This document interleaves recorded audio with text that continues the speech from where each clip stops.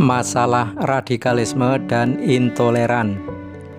Kita tahu bahwa kelompok-kelompok radikal dan intoleran itu sampai saat ini tetap ada. Kita juga tahu bahwa sikap mereka itu tidak lepas dari keyakinan yang sangat kuat yang mereka pegang, yang mewarnai isi kepala mereka, yang no way introspection. Tidak ada tempat buat introspeksi diri.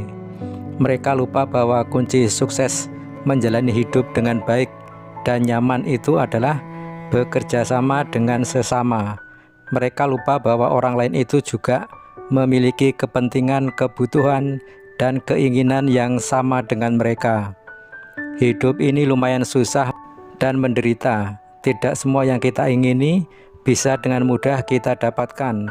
Untuk bisa makan harus bekerja mencari uang. Untuk bisa makan harus bercocok tanam terlebih dahulu, dan lain-lain dan lain-lain. Jadi untuk mempermudah atau memperingan beban hidup itu tidak lain dan tidak bukan haruslah bekerja sama dengan sesama, bekerja sama yang satu dengan yang lainnya. Mestinya hal-hal seperti itulah yang seharusnya disadari oleh kita semua tanpa kecuali. Hal seperti ini kan mudah dipahami sebenarnya, tetapi mengapa kenyataannya sulit sekali atau tidak mudah dipahami orang? Yang ada justru intoleran dan radikalisme. Apakah bekerja sama itu tidak perlu? Peraturan ada, undang-undang ada, ajaran budi pekerti ada, agama juga ada. Kok tidak mempan-mempan juga? Kok tidak mempan sama sekali? Sebabnya apa? Politik, harta, tahta, wanita, bisnis atau proyeknya ada masalah dengan hukum. Agama itu apa sih buat mereka yang melekat atau getol bermain politik? Kalau yang radikal dan intoleran itu masalahnya bukan karena politik, kalau yang menggerakkan massa untuk menjadi radikal dan intoleran itu dasarnya bukan politik, tapi karena fanatik sempit, mari kita lanjutkan uraiannya. Yang diakui di Indonesia ada 6 agama. Tentu dalam beberapa hal agama-agama tersebut ajarannya tidaklah sama. Namun apakah yang tidak sama itu perbedaannya terlalu besar, terlalu bertentangan, terlalu berlawanan? Kalau ditinjau dari tujuan diturunkan atau disebarkannya suatu agama, maka esensi agama itu tidak berbeda. Kalau ada perbedaan, maka yang berbeda itu bukanlah hal-hal yang prinsip. Perbedaan itu terjadi karena agama adalah keyakinan, adalah kabar baik. Kabar baik itu banyak. Karena banyak ya pasti berbeda-beda. Yang berbeda itu sekali lagi bukanlah hal prinsip. Karena yang prinsip itu adalah tujuan dari diturunkannya agama itu sendiri, yang mana tujuannya adalah sama, yaitu mengatur cara hidup manusia agar menjadi baik, menjadi lebih baik, menjadi aman, nyaman, dan bahagia.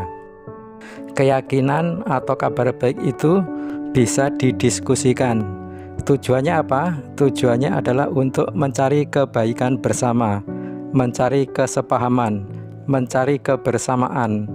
Yang pasti kalau perdebatan tidak mungkin bisa menghasilkan kebaikan. Yang ada adalah memperuncing perselisihan.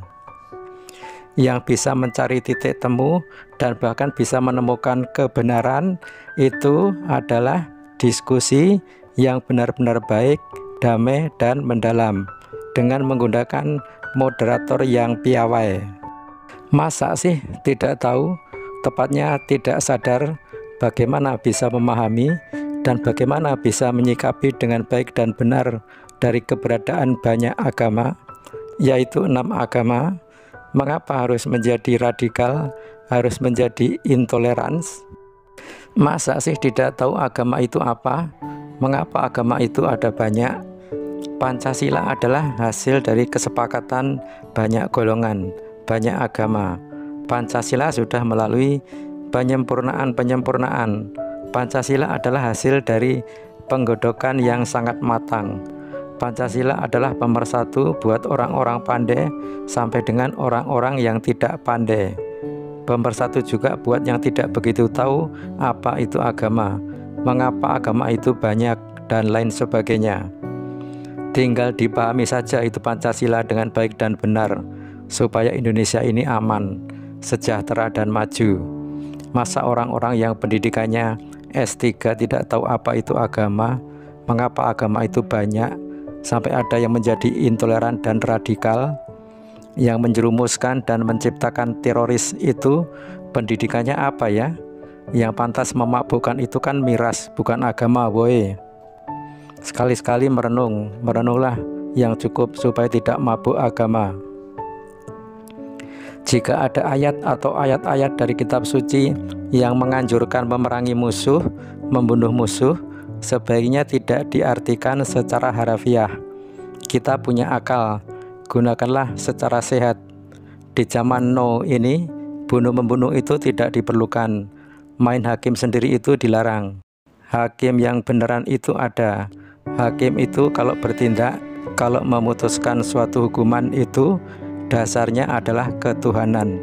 Hakim itu bertindak mewakili Tuhan, jadi harus adil supaya berkah.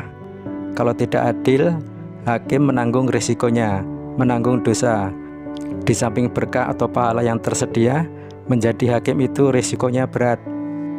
Sebagai orang yang mengedepankan akal sehat, maka radikal negatif, intoleran, dan menjadi teroris itu tidak perlu, akan mencelakakan dan merugikan diri sendiri dan keluarga.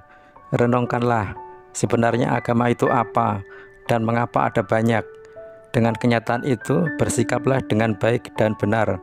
Jadilah smart, jangan dungu, jangan delusi.